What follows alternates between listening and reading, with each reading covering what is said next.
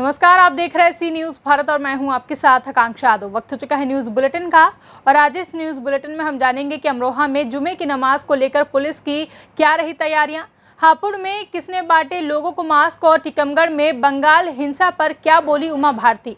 ये सब जानेंगे विस्तार से, तो चलिए निगाह डालते इस वक्त की खास खबरों पर। आज अलविदा जुमे की नमाज थी, जिसको लेकर के अमरोहा में पुलिस और प्रशासन अलर्ट पर था, क्योंकि लॉकडाउन चल रहा है और कोरोना वायरस की चेन को तोड़ने के लिए सभी से घरों पर रहने की अपील प्रशासन द्वारा की जा चुकी है।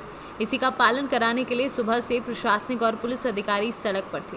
अमरोहा के एसपी ने भी दौरा किया था और दोपहर में नमाज के टाइम पर अमरोहा के अपर पुलिस अधीक्षक अजय प्रताप सिंह, अमरोहा के पुलिस क्षेत्राधिकारी विजय राणा और अमरोहा शहर कोतवाली रविंदर सिंह के साथ साथ अमरोहा के एसडीएम विवेक यादव ने जामा मस्जिद के बाहर अपनी ड्यूटी को अंजाम दिया और सभी लोगों से घर पर ही नमाज पढ़ने की अपील की। आज अलविदा की नमाज में सभी से अपील की गई थी कि अपने अपने घरों में नमाज पढ़ें और उसी के परिणाम स्वरूप सभी लोग अपने अपने घरों में हैं। जामा मस्जिद या अन्य किसी मस्जिद में नमाज पढ़ने नहीं आए हैं लोग, सभी अपने अपने घरों में नमाज अदा कर रहे हैं। अमरोहा से सी न्यूज़ संवाददाता गौरव श्रीमाली की रिपोर्ट। उत्तर प्रदेश के जनपद हापुड़ में कोविड-19 महामारी के बढ़ते प्रकोप को ध्यान में रखते हुए ग्राम टियाला के समाज सेवी राहत चौधरी व उनकी टीम ने एक बार फिर से सड़कों पर आकर लोगों को कोरोना वायरस महामारी के बारे में जागरूक करना शुरू किया। उन्होंने लोगों को मास्क व सैनिटाइजर वितरण कर बेवजह सड़कों पर घूमने वाले लोगों से अपील भी की कि वह जरूरी कार्य से ही घर से बाहर निकले। समाज सेवी राहत चौधरी ने बताया कि जब कभी भी लोगों की मदद करते हैं तो उनको बड़ी खुशी मिलती है। क्या नाम है आपका? ये छोटे मास्क नसीम जी, जैसे कि ये भाई मास्क बांट रहे हैं और सैनिटाइजर करा रहे हैं लोगों को, इनके लिए क्या कहना चाहेंगे आप? बहुत ही अच्छा कर रहे हैं साहब, तो बहुत अच्छा कर रहे हैं। कुदरत इनका भला करे। तो ऐसे लोगों को जो है आगे बढ़ चढ़कर जो है हिस्सा लेना चाहिए और जो कोरोना जैसी बीमारी से मास्क के लिए बचा जा सकता है, इस पर क्या कहना चाहेंगे? भाई मास्क लगाना चाहिए, सैनिटाइजर लगाना चाहिए, ज़्यादा से ज़्यादा अपनी हिफाजत करनी चाहिए। बहुत अच्छा कर रहे हैं ये। मजदूर तबका है, हम उसको मास्क वितरण कर सकें, उसकी जान बचाने में, उसे संक्रमण लगने में उसको रोका जा सके। हम लोग इस वक्त मेरठ रोड तिराहा असोड़ा पैंट पर खड़े हैं। यहाँ पर आने जाने वाले जो लोग हैं जिनके पास मास्क नहीं है, हम लोग उनको मास्क देने का कार्य कर रहे हैं, लोगों के हाथ सैनिटाइज करा रहे हैं और लोगों से गुजारिश कर रहे हैं लोग घरों से अपने ज़रूरी काम से ही निकलें, क्योंकि देश के अंदर बहुत बुरा हाल है। कोरोना संक्रमण बहुत बुरी तरह से फैल चुका है। अब ये गांवों की सीमा में भी घुस चुका है। देखा जा रहा है बहुत भयानक रूप ले चुका है। 4 लाख से ज़्यादा अधिक केस आ रहे हैं। ये बातें भाषण के लिए अच्छी हैं कि बेड की फुल व्यवस्था है, ऑक्सीजन की फुल व्यवस्था है। जैसा कि सरकार की तरफ से भी निर्देश आ रहे हैं कि लोग आवश्यक कार्य से अपने बाहर निकलें, फिर भी लोग सड़कों पर दिख रहे हैं, इस पर क्या कहना चाहेंगे? मैं लोगों से बार बार गुजारिश कर रहा हूं और पिछले 2 घंटे से मैं यहां पर अपनी टीम के साथ जद्दोजहद कर रहा हूं। लोगों को मास्क देने के साथ साथ लोगों को समझाने का कार्य भी कर रहा हूं। जो बहुत ज़्यादा ज़रूरी काम है उसी से घर से बाहर निकलें, क्योंकि मैंने ज़मीनी हकीकत को देखा है। मैं ज़मीन पर लोगों के बीच रहता हूँ, बहुत बुरा हाल है। ऑक्सीजन की शॉर्टेज है, अस्पतालों में बेड नहीं है। हालांकि सरकार की तरफ से आश्वासन दिया जा रहा है, बेडों की संख्या बढ़ाई जा रही है, ऑक्सीजन के प्लांट्स लगाए जा रहे हैं, लेकिन फिर भी लोगों को समझना चाहिए कि वो अपने घरों में रहें और बहुत ज़्यादा ज़रूरी काम से ही घरों से बाहर निकलें। मेरा नाम कादिर चौधरी है। कादिर भाई, आप मास्क वितरण कर रहे हैं और सैनिटाइज भी करा रहे हैं, तो क्या कहना चाहेंगे? देखिए, हम जो देश में कोरोना के हालात इतने ख़राब हैं कि जो देश में कोरोना के मरीज़ हैं उनकी संख्या 4 लाख से ऊपर है और हम सैनिटाइज़र करा रहे हैं लोगों को और मास्क भी वितरण कर रहे हैं कि लोगों की जान बच सके। और जो गरीब तबका है वो बहुत परेशान है। तो लोगों से क्या कहना चाहेंगे, क्या अपील करना चाहेंगे?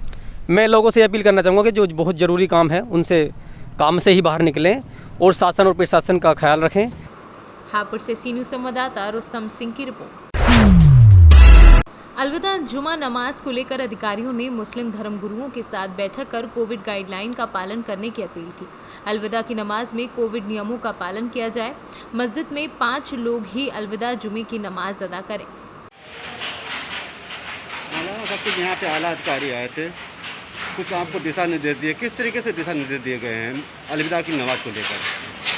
देखिए, कल इंशाअल्लाह ये आखिरी जुमा रमज़ान का है जिसको अलविदा कहा जाता है और अलविदा का जुमा बहुत ही अहमियत का हामिल है। ये इबादत का महीना है और इस दिन को बहुत ज़्यादा अहमियत है।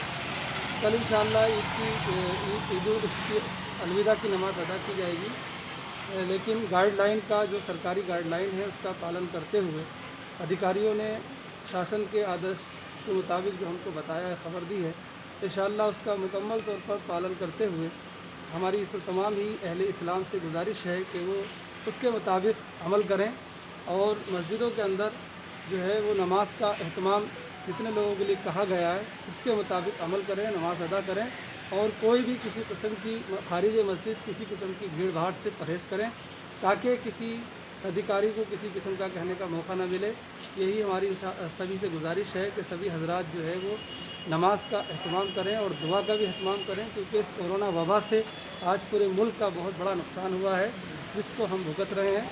लिहाजा कल इंशाअल्लाह हम दुआ का भी एहतमाम करेंगे ताकि हमारा मुल्क जो है जल्द से जल्द इस वबा से बाहर निकल आए और इस वबा से हमें निजात मिल जाए। समाज के लोगों से किस तरीके से मीटिंग की गई और इसमें क्या दिशा निर्देश दिए गए हैं?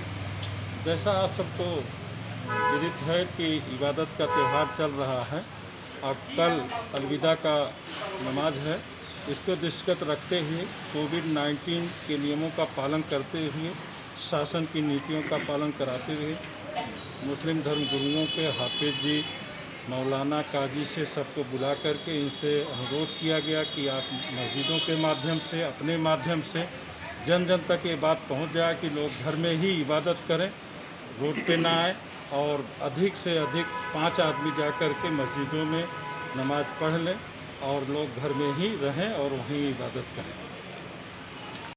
कन्नौज से सी न्यूज़ संवाददाता लखन प्रताप सैनी की रिपोर्ट। कौशाम्बी में नवनिर्वाचित ग्राम प्रधान ने जिलाधिकारी से सुरक्षा के लिए गुहार लगाई है। प्रधानी चुनाव में हार से भन्नाए दबंग ने फोन पर धमकी दी है, जिसके बाद पीड़ित पक्ष न्याय की गुहार लगा रहा है। बार बार धमकी दे रहा है अच्छा कि हमारे घर आओ, हाँ अपने मम्मी पापा को लेकर के, अच्छा हमारे कहने से हाँ आप काम कीजिए। अच्छा, जो वो कहेंगे वो तुम काम करो, नहीं तो तुमको मारेंगे, काटेंगे, रास्ता में छेकेंगे। हाँ यही बोले थे। तुमको प्रधानी नहीं करने देंगे। अच्छा, तो और क्या दिक्कत तुमको, और क्या दिक्कत है? बहुत परेशान है हम लोग बहुत परेशान हैं जी। बार बार हमारे मोबाइल में फ़ोन करता है। उसका नंबर है ना आपके पास जो आया था कॉल? हाँ नंबर है। चलिए ठीक है। तुमने शिकायत किया कहीं पर? शिकायत ग्राम सभा में किया। अच्छा, सभी लोगों को बताया? तुम्हारे ग्राम सभा के सपोर्टर हैं? हाँ सभी लोगों को बताया। अच्छा, तो ठीक है। और कोई दिक्कत तुमको? और कोई दिक्कत? परेशान होकर त्याग पत्र देना चाहते हैं। मैं परेशान होकर के त्याग पत्र देना चाहता ऐसा मत करिए, त्याग पत्र मत दीजिए आप, आपका पूरा सहयोग होगा। ठीक है। फिर गांव के लोग और कुछ कहना चाहते हैं इनके विषय में? इनके साथ जो भी हो रहा है, जो भी है आप राय सलाह अपना, इनके साथ जो हो रहा है वो गलत है। आप लोग इनके सपोर्ट में है सब लोग? यहाँ के मनोबल लोग हैं, इनको पैसा, इनका लड़का, मुझे फोटो इनका क्या है कि इनका लड़का जो है नौकरी कर रहा है, उस पैसे के दम पे ये लोग इनको धमका रहे हैं और ये चाह रहे हैं कि जो चाहे वो करे। कौशाम्बी से सी न्यूज़ संवाददाता अल्ताफ अहमद की रिपोर्ट। पूर्व मुख्यमंत्री उमा भारती ने आज टीकमगढ़ जिला अस्पताल का निरीक्षण किया। निरीक्षण के दौरान सुश्री भारती ने जिला अस्पताल के कोविड वार्ड की व्यवस्थाएं देखी। निरीक्षण पश्चात पूर्व मुख्यमंत्री उमा भारती ने मीडिया से कहा कि सुनने में आ रहा है कि अभी कोरोना की एक और वेव आने वाली है जो इससे भी ज़्यादा खतरनाक होगी, इसलिए आज जिला अस्पताल की व्यवस्थाएं देखी। उन्होंने कहा कि कोरोना ने गोरिल्ला पद्धति से मानव जाति पर अटैक किया है, इसलिए कोरोना का हमला अप्रत्याशित रूप से घातक साबित हो रहा है। वहीं दूसरी ओर बंगाल में चुनाव बाद हो रही हिंसा पर उमा भारती ने कहा कि बंगाल की जनता ने टीएमसी पार्टी को तो पसंद किया है लेकिन ममता बनर्जी को पसंद नहीं किया, इसलिए बंगाल में टीएमसी पार्टी तो जीती लेकिन ममता बनर्जी उस नंदीग्राम सीट से चुनाव हार गई, जिस नंदीग्राम सीट से उन्होंने राजनीति की शुरुआत की थी।